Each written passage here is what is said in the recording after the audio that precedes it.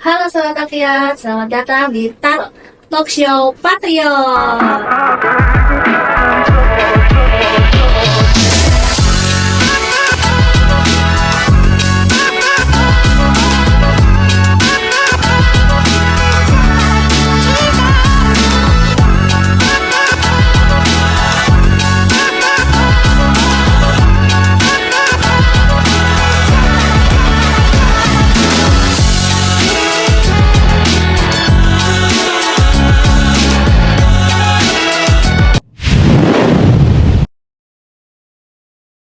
Pada episode kali ini kita akan membahas topik yang sangat penting loh dan bermanfaat juga bagi Sobat Patriot. Sebelumnya perkenalkan aku Sasa dan hari ini kita akan membahas tentang kanal layanan non tatap muka BPJS Kesehatan. Nah, apa aja sih kanal layanan BPJS Kesehatan dan bagaimana informasi lengkapnya? Yuk kita bahas lebih lanjut dengan narasumber kita yang sudah hadir di tengah kita, yaitu Kak Fasya. Yuk. Oke, boleh Kak Fasya diperkenalkan diri dulu sebelumnya. Silakan. Ya, terima kasih. Halo Sobat Patriot, perkenalkan saya Fasya. Saya dari bidang mutu layanan kepesertaan sebagai staf frontliner di BPJS Kesehatan Kantor Cabang Bekasi. Oke, terima kasih Kak Fasya. Baik, kita balik lagi nih ke tema kita di hari ini, yaitu kanal layanan non tatap muka BPJS Kesehatan. Oke, Sobat Patriot, jadi aku mau info nih. Sebagian besar dari kita itu kan mungkin tahu ya kalau misalkan BPJS Kesehatan itu memberikan jaminan kesehatan bagi seluruh peserta di Indonesia. Tapi tahukah kalian kalau misalkan BPJS Kesehatan itu memiliki kanal layanan non tatap muka loh yang sangat penting dan bermanfaat juga bagi Sobat Patriot. Nah, dalam pembahasan kali ini, pembahasannya itu sangat relevan loh untuk mempersingkat waktunya.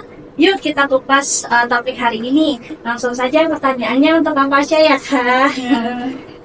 Oke, aku mau tanya nih Kak Fasya. Jadi apa aja sih kanal-kanal layanan non tatap muka BPJS Kesehatan? Terus minta tolong dong jelasin masing-masingnya tuh kayak gimana sih Kak? Biar lebih tahu nih Sobat Patriotnya seperti apa. Oke, untuk kanal layanan non tatap muka sendiri itu ada aplikasi Mobile JKN. Di aplikasi Mobile JKN itu peserta bisa melakukan cek status kepesertaan, perubahan data. Untuk perubahan datanya bisa ubah vaskes, ubah kelas rawat, terus bisa cek info riwayat pelayanan, info riwayat pembayaran juga bisa. Dan juga selain itu bisa mendownload case digital. Untuk yang kedua itu ada BPJS Kesehatan Care Center 165. Care Center sendiri dia melayani selama 24 jam ya. Jadi kalian di 165 itu bisa konsultasi seputar layanan, pendaftaran baru, atau bahkan bisa pengaduan juga. Nah, untuk yang ketiga ada pelayanan administrasi melalui WhatsApp atau Pandawa. Untuk Pandawa, itu bisa mengajukan pengurusan administrasi seperti perubahan data dan pendaftaran peserta baru. Selain itu juga untuk kanal layanan tatap muka, itu BPJS Kesehatan ada BPJS Kesehatan Online. BPJS Kesehatan Online sendiri itu kami bekerja sama dengan Puskesos di Kota Bekasi dengan 8 Puskesos ya. Jadi kami melakukan pelayanan secara online, secara Zoom gitu. Jadi pesertanya bisa datang ke kelurahan tersebut, lalu ada PIC-nya dan kami petugasnya melakukan pelayanan di kantor gitu ya. Dan selain itu juga bisa melalui mesin anjungan mandiri JKN, itu tersedia di kantor cabang Bekasi. Bisa juga untuk aman JKN itu bisa mengubah vaskes, bisa update VA, itu juga bisa. Dan terakhir itu ada website resmi BPJS Kesehatan di www.bpjs-kesehatan.go.id. Oke. Mungkin ada lagi Kak Fasya ada cukup? Mungkin kalau untuk kanal layanan non tatap muka udah cukup ya. Paling itu aja. Oke, tanya saja nih Kak Fasya. Nah, apa aja sih manfaat dan atau keuntungan dari kehadiran layanan BPJS Kesehatan yang non tatap muka ini, Kak Fasya?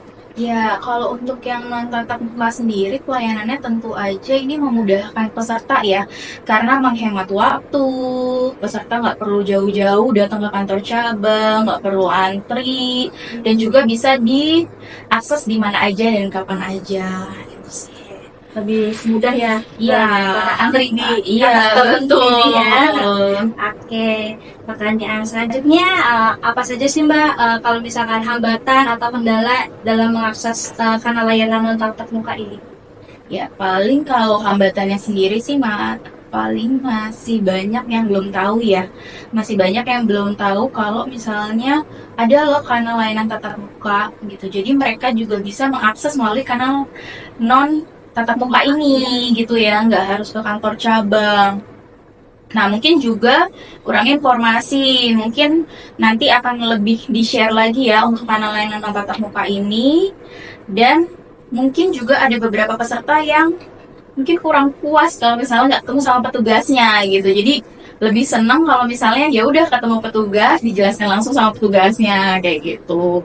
Terus kalau misalnya kendalanya sendiri, ya mungkin ada beberapa sih. Kayak misalnya lewat kanal layanan tatap muka, pastinya karena lewat Zoom online, jadi pastikan ya internetnya nggak stabil lah dari kelurahannya atau dari kitanya juga. Kalau misalnya lewat Mobile JKN sendiri kendalanya ya kebanyakan kan peserta pada ubah-ubah nomor HP nih gitu. Jadi kalau misalnya memang dia pesertanya ganti HP atau lupa kata sandi, itu pastinya harus diupdate dulu nomor HP sama emailnya untuk selanjutnya bisa mengakses aplikasi Mobile JKN lagi gitu sih.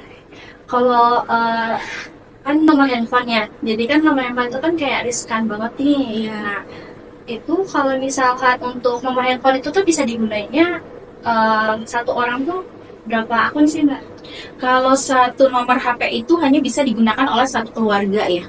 Jadi kalau misalnya dia beda kakak, misalnya dia mewakilkan orang tuanya, terus dia mau menggunakan nomor HP-nya peserta yang datang, itu untuk nomor HP yang tidak satu kakak itu tidak bisa. Berarti kalau misalkan di dalam satu akun nih di Mobile JKN-nya, berarti ya untuk nomor handphonenya satu aja itu cukup atau ada batas maksimal sih? Kalau satu susunan keluarga boleh dengan satu nomor HP yang sama. Walaupun anggota keluarganya itu misalnya ada 5 atau 6 gitu. Iya, yang penting satu susunan ya, Ya, satu tidak akun beda ya. susunan atau beda beda kakak gitu ya. Oke, terima kasih Kak Pasya. Oke, terakhir nih pertanyaan terakhir Kak Pasya. Aku mau tanya nih Kak, kalau misalkan ada kasus nih peserta yang mengakses pelayanan terkait pengaduan, nah biasanya pengaduan itu akan diprosesnya atau ditindaklanjutinya itu berapa lama sih Kak untuk proses beberapa harinya itu? Nah bisa tolong dijelasin nggak mekanismenya itu seperti apa? Iya, boleh. Ini juga sambil menginformasikan aja ya untuk kanal layanan pengaduan sendiri itu bisa diakses melalui beberapa kanal. Itu ada Mobile JKN, WhatsApp Pandawa, Care Center 165, media sosial resmi BPJS Kesehatan, Instagram, TikTok, Twitter, YouTube, website resmi BPJS Kesehatan, terus kantor cabang BPJS Kesehatan terdekat, atau juga bisa melalui mall pelayanan publik ya. Nanti kalau misalnya untuk pengaduan yang sudah diajukan, itu biasanya akan mendapatkan respon awal dan biasanya akan ditindaklanjuti maksimal di 3 hari kerja. Dari pengaduan tersebut disampaikan ya. Oke. Berarti kalau untuk pengaduan itu kan bisa nih lewat aplikasi Mobile JKN juga nih. Bisa. Berarti untuk maksimal eskalasinya itu berarti di 3 kali 24 jam dan di hari kerja ya guys. Oke, terima kasih Kak Masya atas jawaban-jawaban yang mungkin kalian belum detail ya untuk pengetahuannya. Jadi udah diinfoin sama Kak Masya. Oke. Nah, itu dia pembahasan kita tentang kanal layanan non tatap muka BPJS Kesehatan. Dengan adanya informasi podcast hari ini, harapannya dapat memberikan sudut pandang baru dan insight baru seputar pelayanan BPJS Kesehatan. Semoga dengan informasi yang sudah disampaikan tadi menjadikan perhatian bagi sobat JKN nih yang membutuhkan pelayanan tanpa harus repot-repot ke kantor cabang. Nah, Terima kasih yang sudah mendengarkan podcast Karot kali ini. Jangan lupa untuk follow akun sosial medianya Update JKN ya. Jangan agar tidak ketinggalan informasi yang terbarunya. Sampai jumpa di episode selanjutnya Sobat JKN. Tetap semangat, tetap sehat. Bye.